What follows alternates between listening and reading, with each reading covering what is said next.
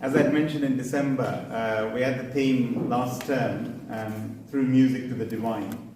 And we learned so many wonderful prayers and stotras and the meaning behind them with the out-of-class teachers. And I think everyone enjoyed it so much, so we will continue with the theme because our Jain religion has lots of treasures of Jain prayers and sutras. And we're very fortunate to have Rajeev for the first 2 sessions this term, possibly a third one as well. Rajeev, if you don't know, again, has been with us for a number of years. He's graduated at King's. He's also had post-graduation both at Cambridge and at Oxford. And he's got Masters in Jainology and Comparative Studies with a gold medal as well from Jain Vishnu Bharati for that. So really, really knowledgeable, and we've got a really wonderful start with the Sakalarhat Stotra that we're going to do for this term. Something really, really beautiful actually. So, and Rajeev really has immense knowledge, so hopefully you'll all enjoy that. So that's what we're going to do for the first 2 weeks this term, and if it continues, we'll do that after the 26th. But really looking forward to it. So over to you, Rajeev. Thanks, Nilesh. Jai Jilendra, everyone. Jai Jilendra.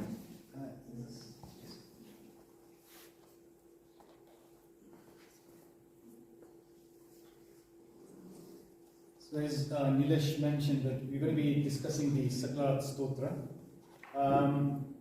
Sakalarhat Stotra essentially is a eulogy composed by Acharya Hemchandra, and this was around the 12th, 13th century. It's actually in praise of the 24 Tirthankars. As you may very well know that one of the most famous prayers in praise of the 24 Tirthankars is the Logos. So Logos is very common that people recite. So Sakalarhat Sutra is very similar, but except for Logos, what happens in Logos, the 24 Tirthankars, Ussapa, Majiyam, Chavande, Sambhava, Mabhinam, Dharam, just all the names of the 24 Tirthankars are just listed in a line. Whereas in the Sakalarhat Stotra, what Acharya Hemchandra has done, he's actually created a couplet for each Tirthankar. So it's actually very beautiful. So basically what I've done is actually I've created a website. It's jaintreasures.org.uk, and if you just went there and if you just then press prayers, you could then just go into Sakalarhat Sutra. So that's basically, you can also access this from your phones or from your, so what I'm going to be doing is, so as I said, there are many prayers eulogizing 24 Tirthankars. It was composed by Kalikal Acharya Hemchandra upon the insistence of King Kumarpal around the 20th century. Now, if people have been to Jatra in India, one of a very famous temple is actually has got both the pictures of King Kumarpal and Acharya Hemchandra, and that's Taranga Tirth. It's in near Gujarat, and that Taranga Tirth is actually the main murti is of Ajitnath Bhagwan. So that temple itself is during this time period of Kalikal Acharya Hemchandra. Kalikal Acharya Hemchandra, Kalikal. Kal means time, and he was an Acharya who was supposed to be having an immense sort of brain power. His command of mathematics, his command of Sanskrit, his command of grammar is second to none. That's why he's actually known, like when we say someone has got Keval Gnan, so it means he's got all the knowledge. Obviously, he did not get Keval Gnan, but his knowledge was compared to someone who has got Keval Gnan, like immense amount of knowledge. So he was actually said, like, of this time period, you are someone unique, a great personality of that time period. And around the 12th century, he composed a mammoth biography of. So what Acharya Hemchandra was doing, he was actually creating a biography of 63 illustrious personalities. So it could be the 24 Tirthankars and other great personalities. And that book is actually called Trishashti Shalaka Purush Charitra. So that's kind of the book he was composing. Now what most people do, like even for example, if you look at our common day-to-day, like in India or even over here, if you're starting anything new, you would like to seek blessings from your elders or from your gurus. So like, if you want to go for an exam, if you've got a housewarming party or housewarming ceremony, a new business venture, if you're in India, you would actually go to your gurus and actually seek blessings. Now, even acharyas themselves, when they were starting any mammoth task, they also need to seek blessings. That I'm going to be starting a great task of actually creating this book of 63 personalities. And prior to that, he composed this sutra as the Mangalacharan. So when we go to the sadhus and sadhus, we say, come at least Manglik Sambrao. Manglik Sambrao. So Manglik is a kind of a short prayer asking for, it's like an auspicious prayers. So even the monks and nuns, sort of, obviously, they are already monks and nuns, so obviously they're not asking for, they could ask their Guru Maharaj for blessings, but this sutra is actually composed as a Mangalacharan, as an auspicious commencement. So before I'm starting this book, he's actually got this, he composed this sutra as something as auspicious. And why do they need that? Because they're also seeking for blessings that, his health becomes good, nothing happens, there's no natural calamities, maybe someone doesn't pass away, you started a task and then halfway through something happens. So you're obviously seeking for blessings that whatever task you're starting can get completed with no problems. So he's actually composed 1 to 25 verses. There are about 32 verses in this sutra, and the others, it is believed, they've been added by later acharyas. Now, historians can say that they look at the style of how it's been composed, and then they can decide that the other 7 verses do not conform to the other 25. So it seems that the other 7 are actually added on. Now, it is also known Chaturvimshat Ji Namaskar. Even Logos is actually known as Chaturvimshat, because Chatur, Cha is 4, Chaturvims, Vis. So that's Chaturvimshat. So that's 24 Ji Namaskar. So that's another name for this sutra. And it's also known as Priyat Chetyamandan. And where is this prayer actually generally recited? This prayer is recited generally as a Chetyamandan. So when we go to Derasar, like the Svetambars, they actually do Chetyamandan. And this sutra is recited during Chaudas, because Chaudas, out of all the different tithis, Chaudas is supposed to be more prominent. It's actually a longer pratikaman. So during Chaudas, fortnightly, Chomasik, and most of us, when we even do Purjushan, we do Purjushan for over 8 days. But the last day, so this sutra traditionally would be recited during the Samvatsari day. So as soon as you've taken the Samaik and you've taken the Pachkans for, if you've done any fasting, soon after that, the Chetyamandan starts. And this sutra is actually recited during that Samvatsari, so during that Chetyamandan. So the main essence of this prayer is to eulogize the qualities of the 24 Tirthankars.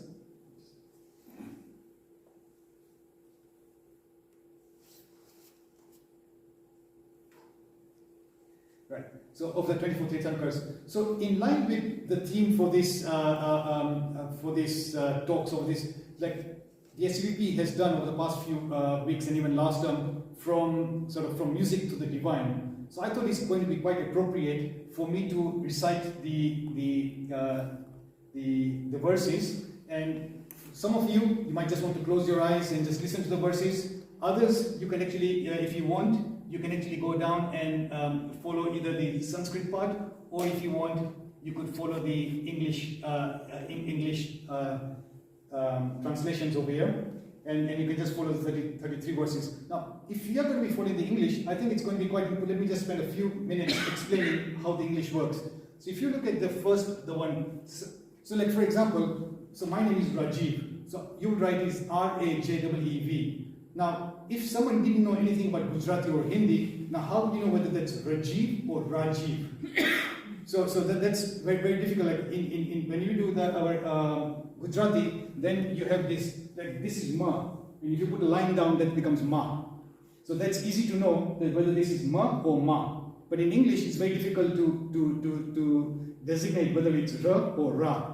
So what we have done in this, and this is quite common when people are translating Sanskrit or Hindi prayers into English, then it's very, very common to put, if this is A and there's a line on top, that becomes A. So now it's very easy to know if someone is just reading this as English, this is sa, this is not sa, and this is ka.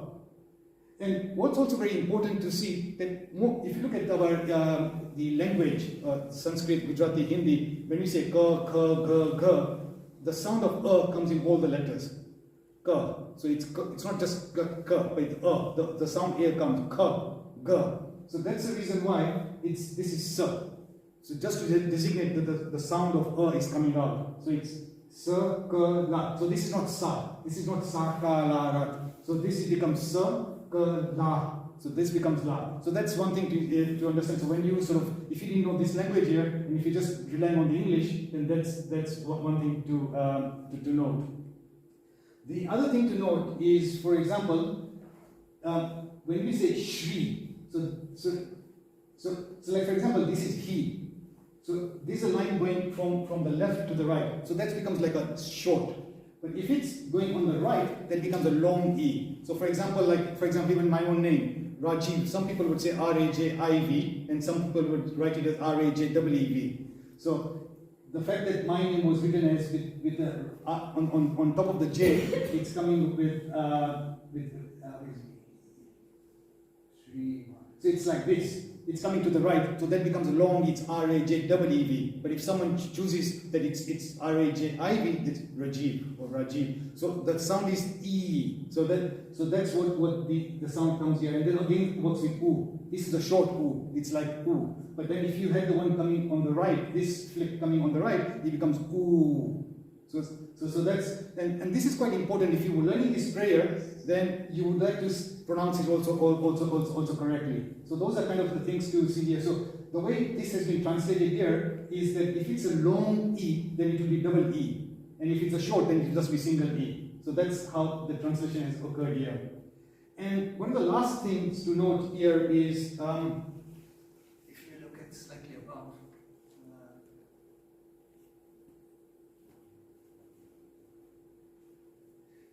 So this is quite simple here. So if you see this is a curve, and there's a small flick at the bottom here. So that becomes, and this is a difference between maybe the Gujaratis and the North people. So people who are from Rajasthan, from Delhi, or people who have done Sanskrit, most of us would call this kru. So it's kruti. Someone will say kruti. Amaru naam suje kruti che, ke Rishikesh che, ke Rushikesh che. But people from North India, they generally call this as E. So they don't call this as kruti, but they will say call this as kriti.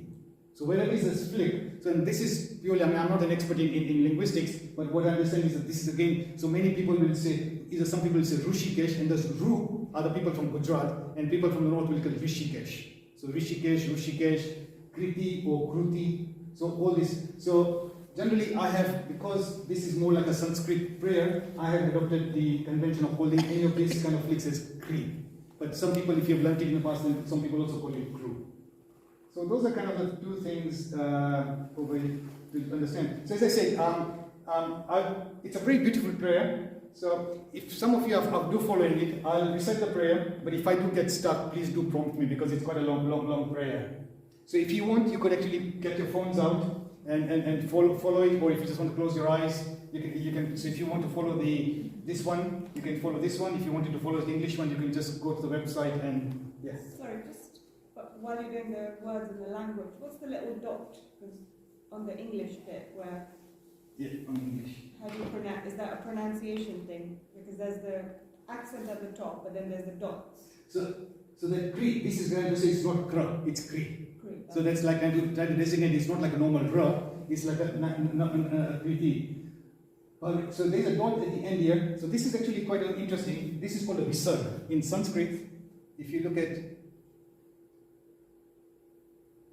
So most of these two dots here is called the visarga. And what the visarga is the sound of air coming out. So Shriya, Namaha. So when that sound of ha comes in, so that sound is actually called a visarga. And so the two dots is trying to suggest that that sound is coming in. So taha. So it's not ta. So when we say nama, so it's nama, or some people say namaha. So that the sound of ha coming out, or the sound of air coming out is called visarga. So that's those two dots is then designated as ha with two dots. Anything else? This I will actually describe a bit later on, because if you look at the Sanskrit players, Sanskrit text, you can see Sakala, and then there's two kind of these S symbols over here. And again, I'll describe it a bit later on. That's almost like an apostrophe. So what that it designates. When you're joining two letters, there are so many rules in Sanskrit that there are certain things. Like for example, we say how is it? if you got a singular word and if you got a plural word, then you sometimes will drop something and then add IES or something like that. So there are again rules. So this is called sandhi in Sanskrit. How do you join words together?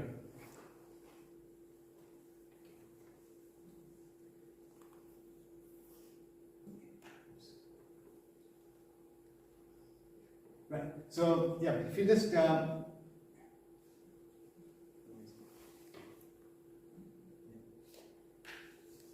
So I'll so now just to set the scene, to recite this prayer, most of us are very fortunate that we actually have got Potter's Bar over here in a beautiful temple.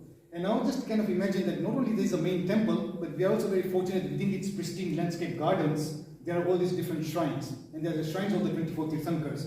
And I actually thought that this is a wonderful prayer, that if you're actually then just going to all these different shrines, you've actually got each of the prayers for each of the Tirthankars. So these two lines will be for Adesha Bhagwan, then Ajitnath Bhagwan, then Sambhavnath Bhagwan. So again, it's kind of setting the scene. So if you just wanted to listen to the prayers, you could almost visualize it. You're in Potter's Bar right now, you know, it's kind of early morning, sun is rising, and there you are just trying to,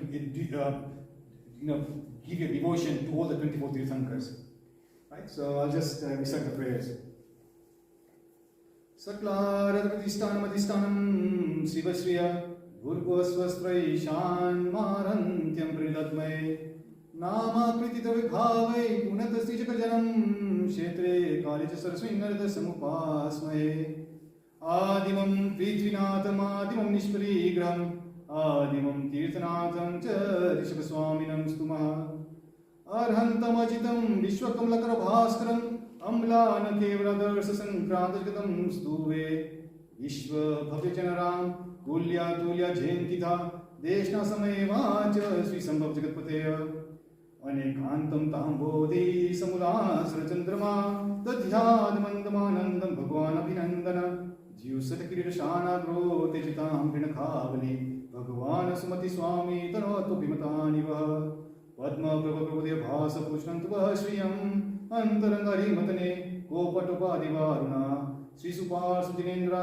Mahendra Maitamgre Namaskar Varna Sangha Gagana Bhasvate Chandra Prabha Chandra Marichi Nijyojvala Murti Mutasudha Dhyana Nirmiteva Sri Estuva Karamala Kavadvisham Kalyana Kevla Sriya Achintya Mahatmedi Sudibodhe Estuva Satvanam Parmananda Kando Dobhe Darvambuddha Syadvatamrita Nishandi Shittalapatu Vojina Vavarogata Jantu Namakadankara Darshana Niya Shreya Shishramana Shreya Sasriya Sestuva Vishwakati Bhuta Tirthankita Karma Nirviti Sura Suranarhai Pujyo Vasupjapanantuva Vimala Swamina Vacha Katakaksoda Sodara Jayanti Pujyakacheto Jala Nirmalehetva Swayambhu Ramani Spardi Karuna Rasvarina Ananta Jinadantava Prechatu Sukasriyam Kalpadhruma Sudharmana Vishtaprapta Sharirinam Chaturdha Dharmadeshtaram Dharunatu Pasmaye Sudha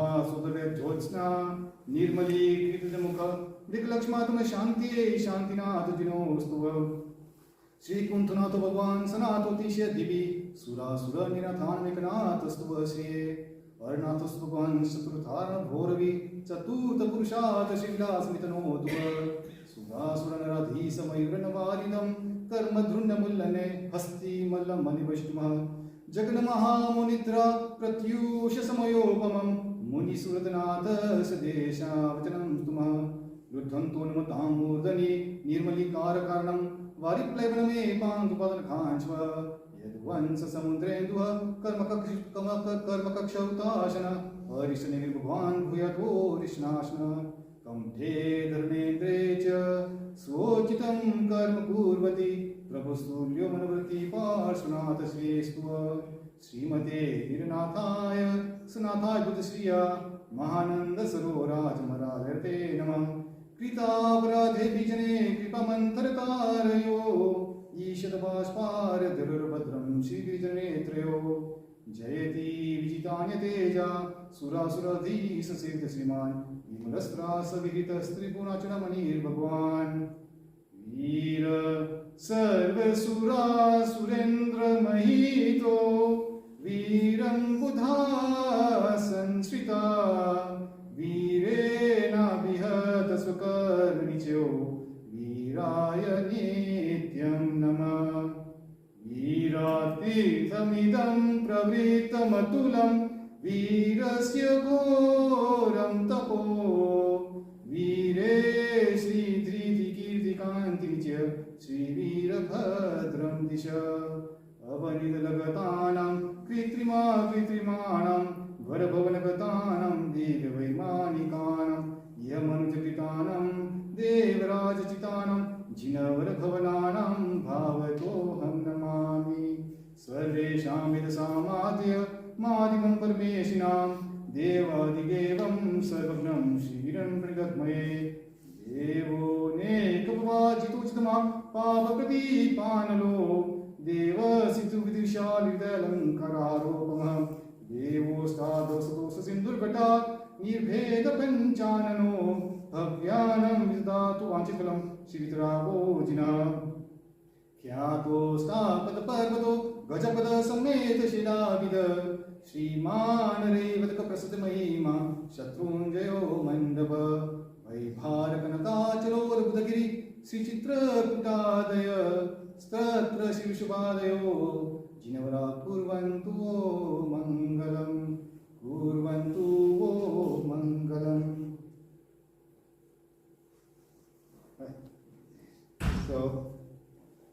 So that's the all the 32 verses. So now what I was planning to do is basically go line by line and understand word to word meaning for these prayers. So we will try to do that over the next 2 sessions. So if I just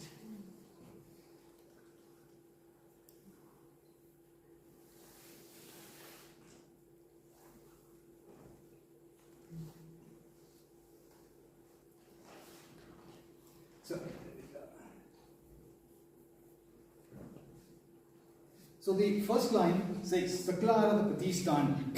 Now, I think one of the other beauty about Jain prayers is it's almost like I'm not an expert, you are not an expert in these prayers, and it almost becomes like Sudoku or like a crossword puzzle. So, for example, if you did know some of the prayers, then you start to kind of drawing linkages that, oh yes, I do know some of these words here. How can I apply to some of the other prayers you know? So, for example, Sakal. We would actually say Sakala Samne Kamavi Sakal. So, Sakal, even if you did know the prayers, you can now start thinking Sakal means all. So, Sakal means all, entire whole. So, and again, as I said, if you know Gujarati, then you can start using some of the knowledge. So, now what's happened is Sakalarhat. So, now they've joined 2 words together, Sakal and Arhat. So, Arhat is, so there are 2 words, Arihant and Arhat. So, many people say Namo Arihantanam, and some other people say Namo Arahantanam. Arihantanam, Ari means enemies, and Han means destroyer. So I am bowing down to someone who is destroying the enemies. Now this becomes very confusing because someone says like Jainism believes in a very ahimsa. Why would you say I'm bowing down to someone who is destroying the enemies? And essentially what it's trying to say is destroying the internal enemies. So someone who has destroyed the internal enemies is an Arihant, and I'm bowing down to Arihantanam. Now Arahantanam, and generally what happens is if people who study languages, they would know there is something which is known as etymology. Where is the root of the word coming from? So what's the source of the word? So Arahat actually means adorable. So they are adored by the celestial beings, they are deserving respect. So anyone who is adored. Now as you know, there is a hierarchy. We are in the human world, but we believe that there is a world which is called the heavenly world. Now heaven does not mean heaven in the real sense. It's very important to realize that what angels stay in, which we call heaven. So that's where angels, what English people would call Devio, so that's called heavens. And sort of, that's called Devlok. And that's also, some people, but Sitshila is actually the technique, in our strictest sense, that's heaven which you're aiming for. So that's a place of no return. So that's where we all want to go. So that's where, it's a place whereby you've discarded all your body, you're just taking your soul, and once when you get there, there's no return coming back. You don't come back into the earth. So that's kind of what we call this final resting place, Sitshila. So adored by the celestial beings. So Deviyo jene puja karta hoy chhe, those are the Arhats. So Sakalarhat Pratistan. What's present or endowed in all the Arihants? So Pratistan means basis of foundation. So what is common amongst all the Tirthankars? So that's starting. Sakalarhat Pratistan. Adhishtanam Shiva Shriya. Adhishtan means abode or resting upon. Shiva Shriya. Shiva means liberation, and Shriya means wealth or prosperity. So it's also important to know, when in spiritual world, when you're talking of wealth or prosperity, it's not material wealth, it's not beauty, it's not physical wealth. Wealth, it comes very, very frequently. This word Shriya comes in many times in the different verses. And when they talk about wealth or prosperity, it's a spiritual wealth. So that's essentially what you want. That you want to have more spiritual wealth, spiritual prosperity. Bhuvas Vasvaishan. So this is actually quite interesting. Lord of the nether, middle and upper world. This is actually now going to the Jain cosmology. Jains believe that in the Jain universe there are three parts. The bottom part, which is the hellish regions, there are 7 hells which Jains believe in. The middle part is where we are Madhyalok, and then the heavenly regions is called Urdhvalok. So that's where all the Devis, and then again there are different kinds of heavens.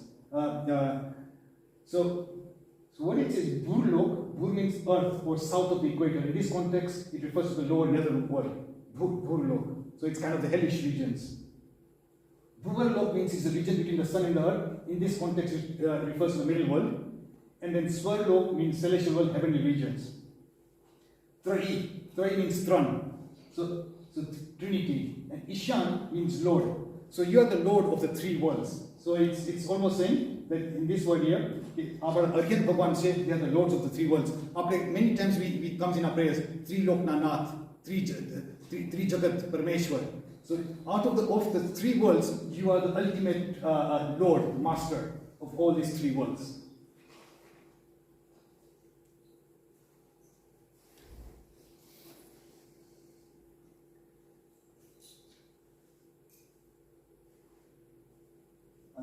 Okay. Also very interesting to note here is let me just let's go back to this one.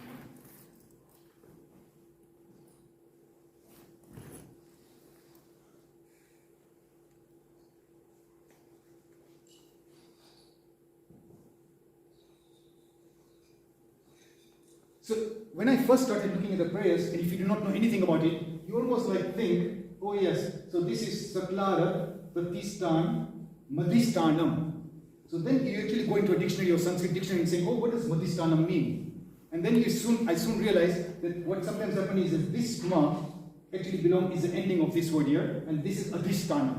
Because ma, as you know, is M-A. So Pratistanam. So the actual word is, this is Pratistan, and this ma goes to this word, and then because this ma has got that ma and that comes to this part, Adhishtanam. So when you're joining words in Sanskrit, so it's again quite interesting to see, because if you just went into a Sanskrit dictionary and saying, okay, this is Madhistanam, let me search up what is Madhistanam, you will not find it, the word.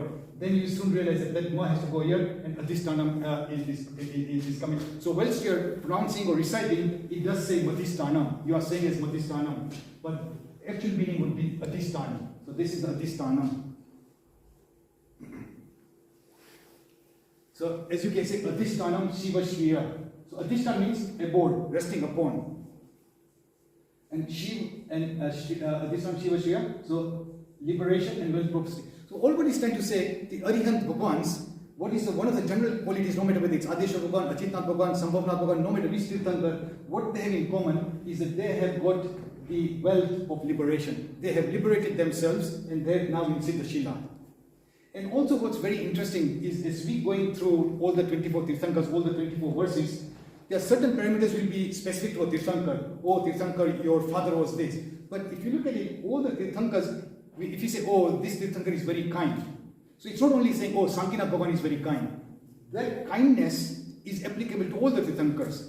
So it's like, if you went to a shop and you went to buy some clothes, if you bought this one or another one, they're all the same, identical. They're all different pieces, but they all have the same quality. It's got the same cotton material, it's got the same, exactly the same. So the qualities which you're discussing about for all the 24 Tirthankars, the qualities are exactly the same. So we can say, oh God, you are very kind. Oh God, you are very compassionate. Oh God, you are very pure.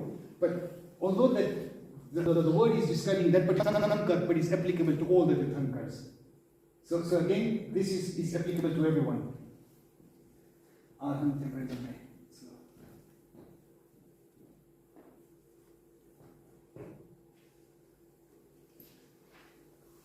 Arhantyam means inherent qualities of the arhats. Pranidhan means profound religious meditation upon. So I'm meditating upon the qualities of the arhats. So Saklar Pratisana Matisanam, Shivasya, Bhurбhuvasvastre, Marhantyam Pranidhatmaye. I am meditating upon the qualities of the arhats. Me. So that's that. Nama Kriti Dave Bhavai. So now this is actually coming up to the logic part of Jainism. Sometimes when there are a lot of people who are doing debates and discussions, then there could be a lot of ways of analyzing a particular tenet. And this is very common of understanding the logical part of Jainism. And there are four general ways, so by means of four nikshep aspects of Nam. So for example, when you say Mahavir, there is a Mahavir by name, there is a Mahavir by form, or there is a Murti of Mahavir. Because Mahavir could actually be a name of a person right now, some would be called Mahavir. But then we have to say, then there is material representation, then there is also known as Dravya, and there is actual existence. We can talk about, Mahavir, but Mahavir is not existing right now. Mahavir was existing, the Mahavir which you are referring to.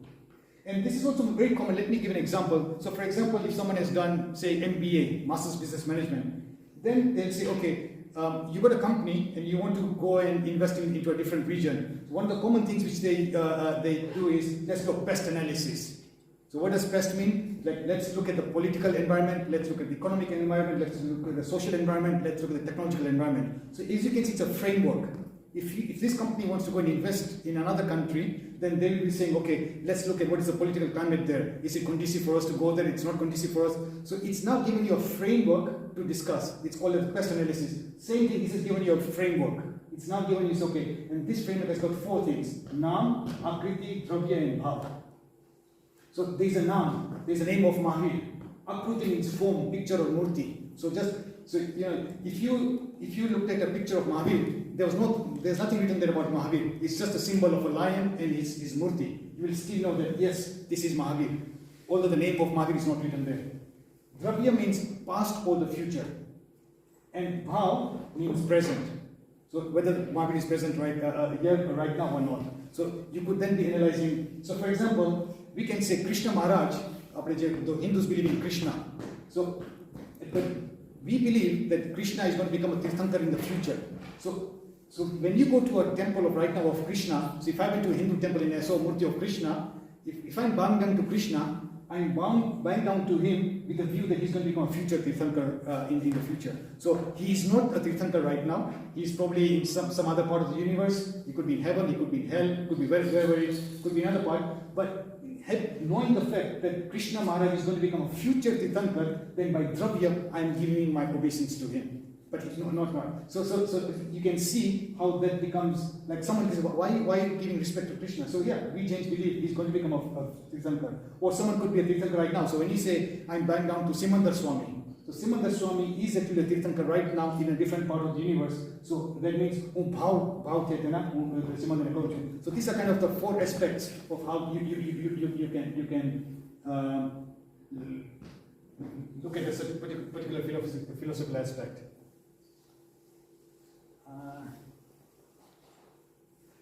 I won't get into the details because of the lack of time, but in Sanskrit, one of the most important things is when you say, look at here, if you look at it, I actually find it easier to look at the Sanskrit. So here, it's Bhav A. So these two lines here becomes A, Bhav A. And what's very important in Sanskrit is that the endings are the ones which make all the difference. Now let's just give a simple example. Me khadu, or hum khais. So the word is to eat, khawanu. But then depending whether it's future tense, past tense, and again in Sanskrit, whether it's singular, whether it's dual, whether it's plural, the ending would change. So the root remains the same, but then this would change. So when you're trying to translate this to English, you really need to know what this is referring to. Present tense, past tense. Again in Sanskrit there are different genders. There is singular, there is male, there is female, and there is neuter.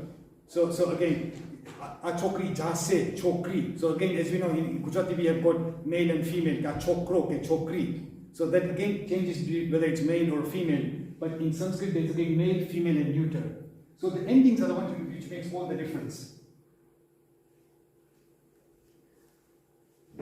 And in Sanskrit, there are actually, when you have a noun, there are actually 7 different what they call as declensions. So, for example, Veer. Veer is a but in Veer, something is present in Veer, that's called Veer. So that's known as instrumental, Veer. So just by putting that V-I-R-E, that makes it called instrumental, which means in Veer. But it's for Veer or at Veer. So just by changing some of these just last ones, whether it's A, E, in I, depending on all these endings, it then tells you whether Veer is a subject, like Veer goes to school, or this phone belongs to Veer. So now then Veer becomes an object. Veer goes to school, Veer is a subject. So again, subject, object, accusative, instrumental, whether it's for or to, whether it's genitive belonging to Veer or location. So these are all these different kinds of declensions, and it changes just by the ending. So here we are saying bhave. So bhav is that, but it then becomes bhave, which becomes then the instrumental case, by means of. So that's why the translation become by means of. Because otherwise, just by looking at nama kruti dravya bhave, it doesn't tell you, it just says nam akruti dravya bhave. But then this by means of is because of that this one here, instrumental case.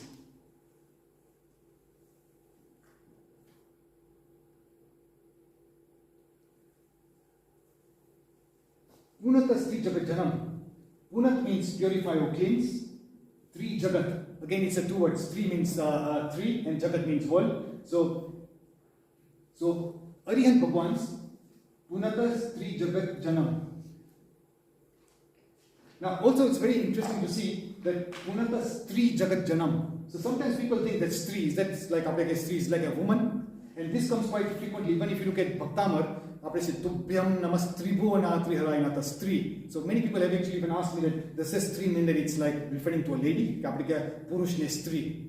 But this does not mean like it's referring to a lady. There are certain rules in Sanskrit that when you join into two words, so Punatha, that Ha has got a visarg, the Ha sound, and then you're joining here, the rule is that if the visarg at the end of the first word is followed by a hard consonant, so after this Ha, it's starting with Ta.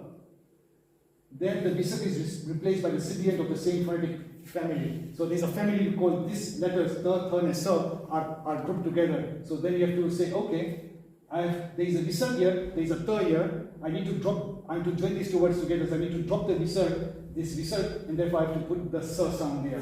So then it becomes Punata Sri Jaganam. You have joined the 2 words together, so that the Sa is joining the 2 words together. So that's again just going into technicalities, but that's why that becomes a Stri. Punata, because there are 2 different words, Punataha and Sri Jagat. Jan. Jan means person, creature or living being. African Janwar, Jan kevo che. So Jan again means person. So Aryan Bhagwans, they purify the living beings of the 3 worlds. Kshetra Kalite Saraswin Narada Samupasmahe. Kshetra means place or location, Kal means time, and Sarva means all. Now, this is also very important. Cha means end. And as you can see, do you think of any other prayers where you have seen Cha coming up along? Logos. Logos Uljogare Dhamatiktare Jinyarinda Kittesam, Chovi Sampi Kevin Usava Madhyam Cha, Vande Sambhava Mabinam Dhanam Cha, Sumayim Cha, Paumapam Supasam Ginam Cha, Chandapam Vande. So the Cha is actually the end. So the Cha is end. Arhat means again, as you've seen, Samupasmahe. So Samupasmahe is a combination of 3 words. Sam, Upasa and Mahe. Sam means proper or appropriate. Upasa means worship or devotion.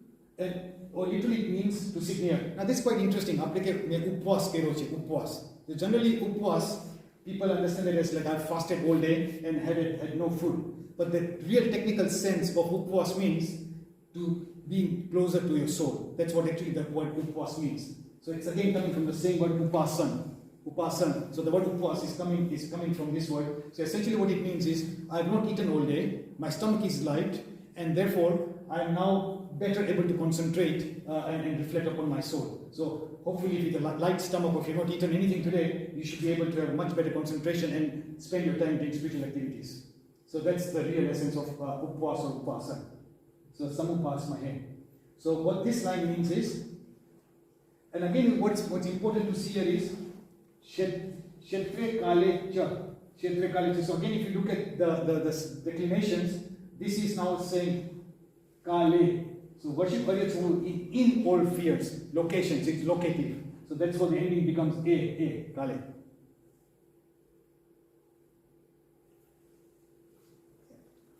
So worship Aryats in all. So now it's saying I'm worshipping the Aryats who in all spheres, location at all times. So this is very interesting prayer. Who Aryat Bhagavan Vandan Karuchu, who could be in any location. We know that Aryan Bhagavans were in earth. Right now the Aryan Bhagavans are in Mahavidya Kshetra. So whatever sphere they are in, I'm worshipping all Aryans. And at all times. Aryan Bhagavans were in the past, or present, or in the future. So I'm worshipping all these. So just a small line of prayers, but it could be very powerful because you're not saying I'm worshipping someone right now. I'm worshipping almost everyone in all locations and at all times.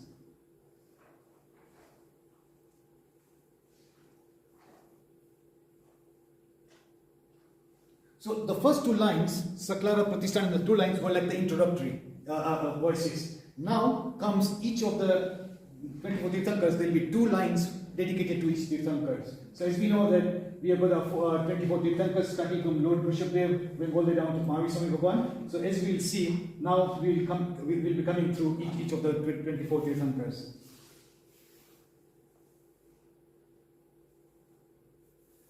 So the first one is Adimam Prithvinatha, Madimam Nishparigram, Adim Tirthanadam Rishabhasamam Suma.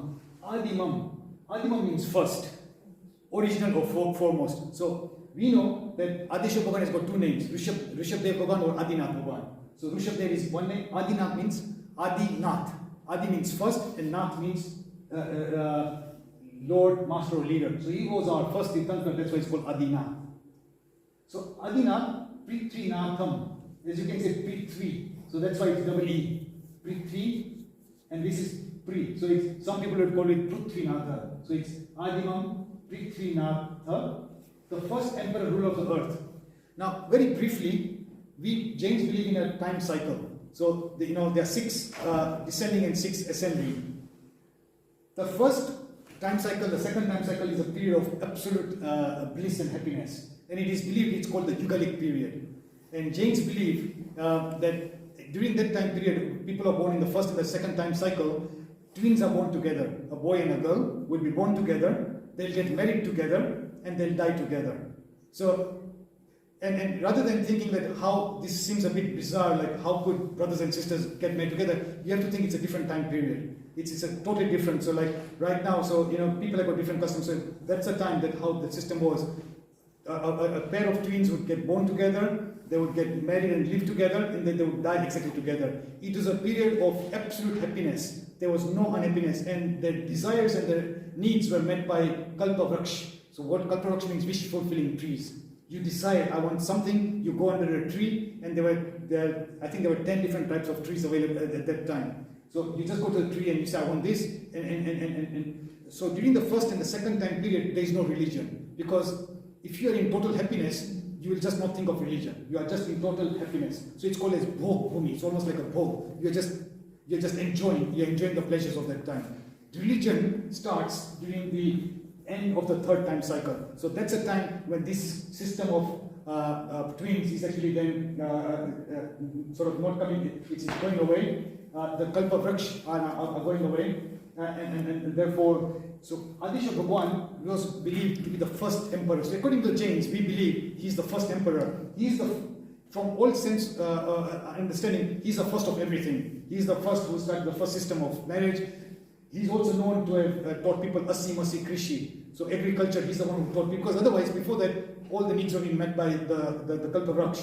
So Adisha Bhagwan is the one who taught people farming, he taught people weaponry, how to defend themselves. So what we now know as civilization, Jains believe he's the one who started. So there's no point getting into discussion because Hindus will believe that we believe in this, Christians will believe in this. But this is from a Jain perspective that Adishwar Bhagwan was the first person who became the first emperor, the first of everything. So he was also the first, the kingdom, he started the kingdom then. So he was the first ruler or emperor in the current time cycle. So Adimam Prithvinatha, again as we see, when we say Adimam Prithvinatha, Madhimam Nishparigram, but that Ma belongs to this one, it's not real. But when we say the prayers, we say Madhimam Nishparigram, but it's Adimam Nishparigraham. So Adimam again is the same thing, Adeshwar Bhagwan, Nishparigraham. So what Nishparigraham means? The word is Nirgat. So come out from, exit out of, gone away, departed from, and Parigraha. Parigraha is also a very nice, interesting word. Parigraha. Now, we know one of the principles of Jainism is aparigraha. But what does parigraha mean? Pari means all around. So, which are the words which you know about pari? Parivar, all relations. Paristiti. Paristiti means what are situations from all angles. Parivar, paristiti, pariksha. Pariksha means I'm going to examine you from all angles. You've now done your studies and I'm going to be doing an exam. So from all perspectives, from everything, I'm going to be teaching you. So pariksha, parivar, paristiti. There could be many words with pari. So pari means from all angles, and graha means to have attachment to objects. So parigraha means I've got so much excessive attachment to objects, and aparigraha is the opposite, non-attachment to objects. So Adimam is the first person who has abandoned possessions. So Nirgat, he came out of parigraha. So that exact word is Adimam Nishparigraham. So Nirgat means to come out, and from what he came out, what? From parigraha, from all attachments. So what does that mean? It's another way of saying he was the first monk. He said, I have now become a sadhu, I'm going to get rid of all my possessions.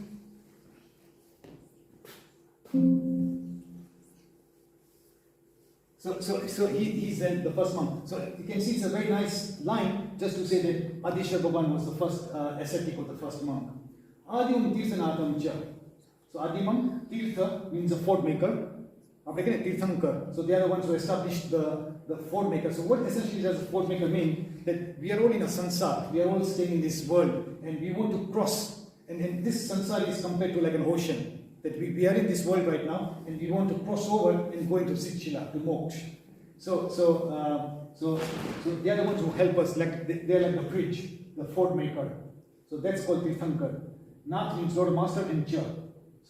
So again it says Adimam was the first ruler, then this and this. That's why the Cha comes in. Now what's also interesting to say, in English we can say, I went and bought mangoes, this and bananas. But in Sanskrit, the order doesn't matter. The cha can come wherever, and you understand that it's going to be these three things, and then cha means and. Rishabha Swaminam Stuma. So Rishabh is the name of Adishwar Bhagwan, Rishabh. And Swami means Master Lord, and Stava means I praise or eulogize. So that's the saying, I'm eulogizing Adishwar Bhagwan, who, then this, and this. So that's the first. And one of the most important things dedicated to Adishwar Bhagwan is Shatrunjay Paritana.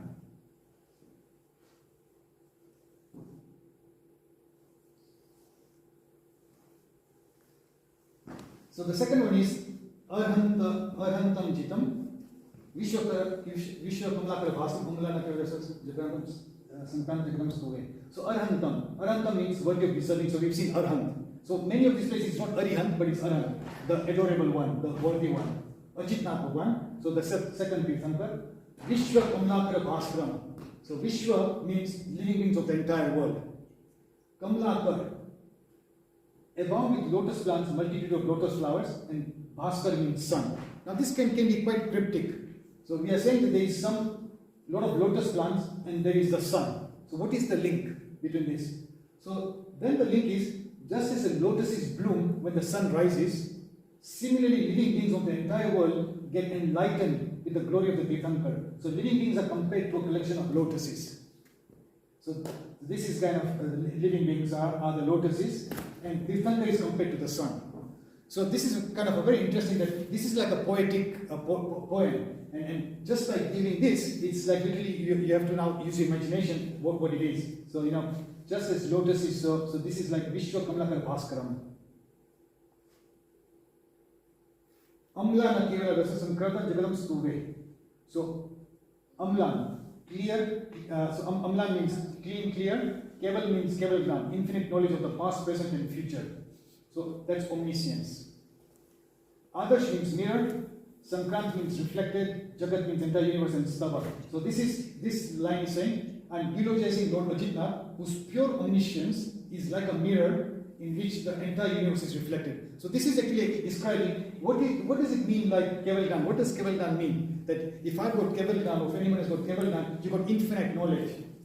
That knowledge is like a mirror in which the entire universe is reflected. If I have a mirror right now, you understand exactly how it is. You're not using your imagination or what this is like. So what they are saying, Keval Gnan is like the entire universe is reflected like a mirror. So if you've got Keval Gnan, you're able to see all objects of the universe, past, present, and future, and you're able to see not only the objects, but even the so the objects and also the mind. So everything. So what are the thoughts and everything? All can be seen or understood of the past, present, and the future.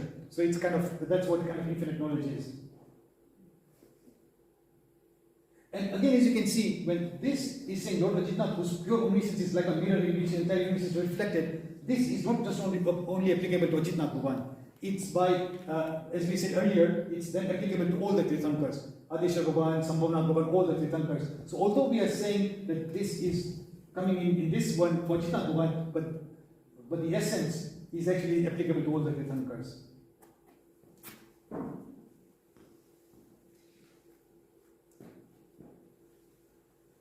So Vishwa Bhagavatam Kulya Tulya Jatina Deshna Samaya Vacha Sri Samajrapatya.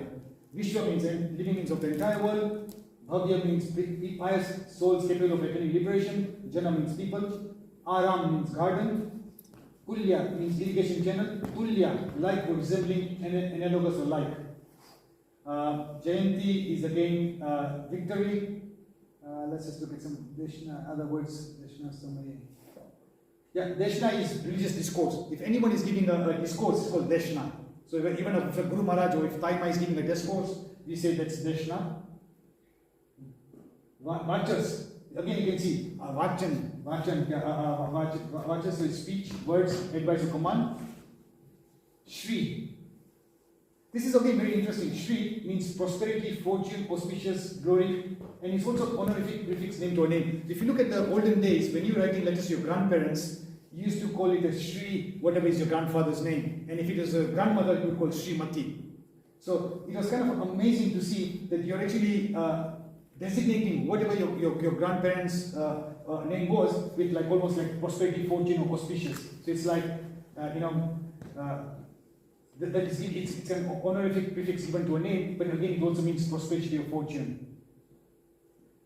Sambhav means the third Tirthankar, and Jagatpati means Lord of the universe. So what this verse is saying, during Lord Sambhavnath's discourse, all worthy souls of the entire world are assisted to attain victory in the form of liberation.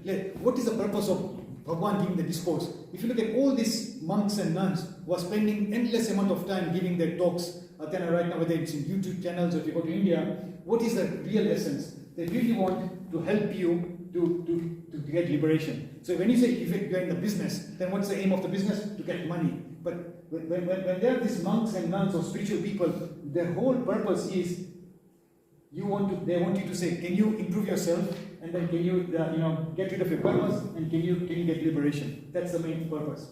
So Lord Sambhavnath's discourse is helping all worthy souls of the entire world to attain victory just as an irrigation. So this is again called a comparison. Just as an irrigation channel enables garden to flourish. Yeah, garden chair, suppose you're going to Dubai. It's all dry. Nothing will flourish there. But just because you've got some irrigation channels underground, you can see brilliant plants flourishing there. So you need an irrigation channel for the garden to flourish. So this is giving an example that Lord's Deshna, Lord's speech is like an irrigation channel. Apne Bhagwan Sambhavanu made છે it's helping us, it's like an education channel to help us to attain liberation. So just as the garden flourishes, it's like liberation. So it's again kind of giving the comparison. So these are kind of the old poems, and there's always a comparison. Any questions, or should I just carry on? I have a question. Yeah. Is this for past, all the 24 Tirthankars, like Logos is for, the future, like, or is this just... No, Logos is the same. Logos is again got the name of Ajitnath, Sambhavnath, Abhinanath. So it's the past 24 Tirthankars. This is again giving, these are all the Tirthankars of the past 24 And Tirthankars. the future as well? The qualities of the Arihants is applicable to the past, present, and the future. So the qualities are saying that if a Tirthankar has got, the Deshna Japeche, so the essence is applicable to all Tirthankars, but the names are only specific to these 24 Tirthankars right now. Yeah. And when we say Namo Arhanta, Namo Arihanta, what is correct? Both are equally correct. So it depends on some sect or what the form is. So I've seen many people recite Namo Arihantanam, and other people like they also say Namo Arahantanam. So depends on the context. But I think what's important for you to know is that you can't say this is right or this is wrong. But it's like what meaning is associated with those two words. I mean, when I was doing my research, some people from the south of India, they call Alihantanam. So again, it could be that dialect that you don't call Arihantanam, but you call it Alihantanam. So they would use the word la instead of that. So, but the essence of whatever you're saying, it's still the same. Right. So, Anekantam tam bodhi samla. So this is the third Tirthankar, Anekant. So what this is saying, Anekant means multiplicity of viewpoints. So this is again a very fundamental tenet of Jainism. Anekant, multiplicity of viewpoints. Mat means point of view. Let's see, Ambodhi. Ambodhi means ocean. Ulasya Chandrama. Chandrama means moon. Anand means joy. Abhinandan, fourth Tirthankar. So what this is saying, just as the moon causes delightful tides in an ocean. So you got an ocean, you got the moon, and it causes the tides in the ocean. That's compared to the doctrine of Anekant. May Lord Abhinandan bestow upon us ultimate bliss. So may we be blessed by ultimate bliss by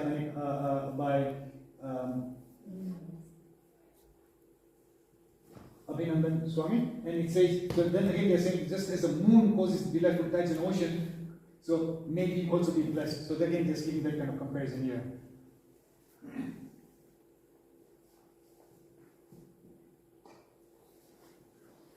So I'll just do this one verse and then we can stop until next session. Jesus Krita Shana Dr. Chitam Vinakavali Bhagwana Sumati Swami Tanatto Vimatani Vaha. So let me see. Kirit. Kirit is quite important to see. Kirit means crown or crest. So many people have got the name of Kirit, but Kirit means crown. Angri means foot. Nak means everyone knows that's nail. Avali. It's quite interesting. Avali. Row, line or series. Deepavali. So Deepavali. A row or line or series of deep, small. So you can see how again the understanding Deepavali. Avali means row, line or series. Bhagwan, Sumati, Swami, Tanotri. Yeah. So what this means is, all your desires are fulfilled by Bhagwan Sumati Swami, whose toenails are shining as a result of the forefront of the crowns of the myriads of heavenly celestial beings bowing down to Lord Sumtina. This is like almost giving an example. Can you imagine Bhagwan, as usual, they've got the ultimate of everything. However, what it's saying is the kings of the heavenly regions, the Indra Maharaj. Now, this also, you have to understand the context of this. Like just as we've got some hierarchy over here, we've got ministers and you've got members of parliaments and then you've got a prime minister. So, for example, if the prime minister of USA and India came here, oh my God, that's going to become something. So if a minister came, that's low. So now we are saying, can you imagine in the heavenly region, there are all these angels here, but now if someone who is the head of all the angels, and Indra Maharaj came, now that is something like everyone has got powers. All the heavenly beings have got certain powers. But Indra Maharaj is the superior most of all. So can you imagine, for example, if you were in an audience and the president of the USA and say India and UK, they all came there and they were bowing down to someone. We will start wondering, these people are the most powerful people we know of. Who are these people giving respect to? And then you actually start wondering that person must be so much more superior than these three people here, because why is it that all these three people are actually bowing down to someone? So this is giving that kind of the impact that after the Indra Maharaj che, Bhagwan agar ave che, so they're coming to Bhagwan, they're bowing down to Bhagwan and naman kare che, and just because Bhagwan je toes che, not even his body, his legs or his hand or his head, just even the fraction of his toes has got so much power, so much aura that their crown jewels are shining, not because of their own powers, Indra Maharaj too, purely just by them bowing down and the reflection or the aura coming from Bhagwan's toenails is making their crowns shine. So that's like the example. Bhagwan keva ase, what kind of aura and power that Bhagwan has. Even Indra Maharaj's crown is actually, and hundreds of celestial beings are bowing down to Sumtina Bhagwan. So Lord Sumtina's toenails will be shining on their own accord. However, the poet imagines that the myriads of heavenly celestial beings are bowing down to the Lord and the front part of the ground, using an analogy of grindstone. Grindstone grindstone. Sana. To say the Shana grow. So what, and the example is giving is, imagine crowns and you had that grindstone and you are literally rubbing. Like, people polish the diamonds. You want to take a diamond and you want to polish it. So just like in a grindstone, so they are saying, like poetically, he's giving an example. Just imagine angels na crown you are grinding it against a grindstone, and how it shines, it's almost similar to that they get polish and shine just as they're doing to the Lord. So that's giving kind of a poetic analogy. And how it's rising. So this is almost giving the importance that Bhagwan ketlu aura ase, the aura of the Bhagwan. Ketlu powerful. Forget his whole body, just even a simple toenail has got so much radiance and power. And this is also quite interesting, like Svetambars who go and do puja, after Navamni puja kare, start with the toes. Then I think your mind then gets into that kind of thinking, such devotion, puja kare, what power, what aura the Bhagwan had. Yeah, any questions? So I think what's interesting is, like, you could go to the website, you could download it in your own time. The idea is that you learn the prayers, and then you can also have a word-to-word English translation and understanding of what you're reciting. So I think over the next 2 sessions we'll carry on with all the remaining ones. So if either we'll try to finish it in one session, if not then one more. So we'll have 2 more sessions.